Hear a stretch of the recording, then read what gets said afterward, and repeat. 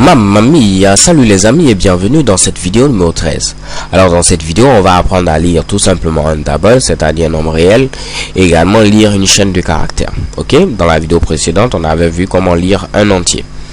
Donc pour pouvoir lire également une chaîne de caractères et un table, il faut d'abord importer la classe tout simplement scanner. Donc je me mets tout juste au début et je mets ici import tout simplement java.utile.scanner comme on l'avait vu dans la vidéo précédente.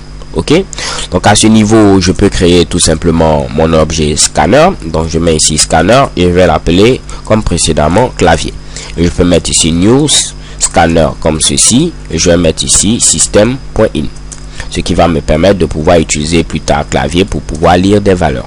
Ok, donc là si je viens tout juste en bas, je peux demander à l'utilisateur d'entrer ici un table, donc un réel. Donc je mets ici system.out.print comme ceci et je vais mettre ici entrer un nombre réel.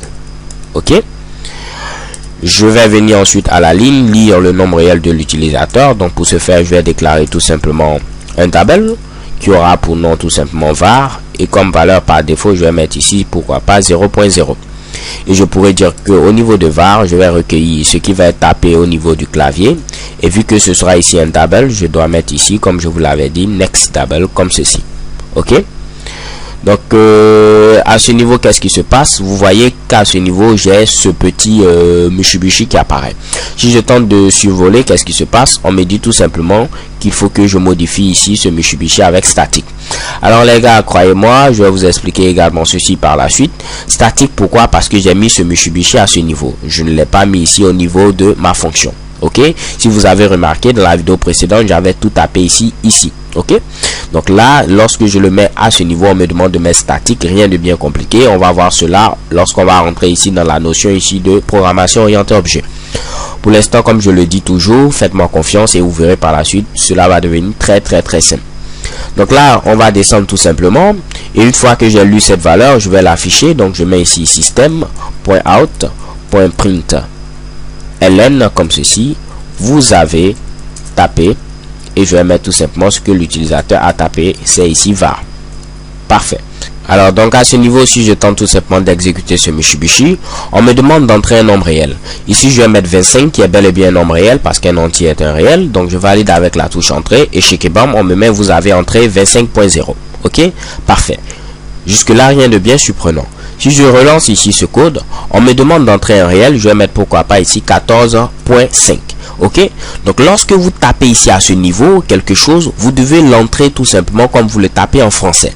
Si vous mettez ici votre code, puisque le code tout simplement sera compris avec un modèle anglo-saxon, donc ici 14.5 va être représenté comme ceci, et 14.5 représente tout simplement 14,5 qu'on connaît habituellement. Ok, par contre si vous tapez ici 14.5, il va se dire qu'on est en train de parler ici en français. Pourquoi vous mettez 14.5? Ça ne correspond à rien. Donc si je valide avec la touche entrée, chez Kebam j'ai une erreur à ce niveau, parce qu'il se dit que 14.5 c'est quoi ça? Donc lorsque je relance ce Mitsubishi et je mets ici 14,5 cette fois-ci, oh là, je comprends ce que tu dis, 14,5 c'est raisonnable. Je valide avec la touche entrée, chez Kebam vous avez tapé 14.5. ok, donc lorsque vous faites vos tests, essayez de faire ici cette petite nuance, sinon vous risquez d'avoir de belles surprises. Alors les gars, on va continuer. On va maintenant essayer de lire une ligne. Pour lire une ligne, rien de bien compliqué. Je vais tout simplement supprimer ma variable double et je vais créer cette variable, cette fois-ci plutôt une variable de type string. ok, string pour dire quoi? String pour dire tout simplement chaîne de caractères. Donc chaîne de caractères en anglais c'est ici string. ok, donc là je déclare une variable s qui sera une chaîne de caractères, et à ce niveau c'est cette variable que je vais lire. En lieu et place de mettre next double, comme je vous l'ai dit, si on veut lire une chaîne de caractères, on met tout simplement next line, et je pourrais mettre ici vous avez tapé tout simplement s comme ceci. ok, donc là je déclare ma chaîne de caractères s. Donc pour déclarer une chaîne de caractères c'est string avec s majuscule, je le répète. Je peux lire ici ce que l'utilisateur va taper comme texte et ensuite l'afficher. Je lance l'exécution comme ceci. Oh là là, j'ai laissé entrer un nombre réel. Je vais enlever ce Mitsubishi, je vais mettre pourquoi pas entrée du texte pour que ce soit beaucoup plus cohérent.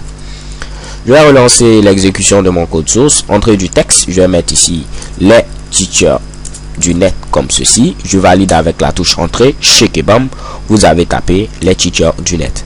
Alors les gars, grosso modo c'est tout pour cette vidéo. Je vous donne rendez-vous à la vidéo suivante où nous allons voir un peu quelques petits désagréments qu'on peut avoir ici avec ces fameux Next In, Next Nine. Exo.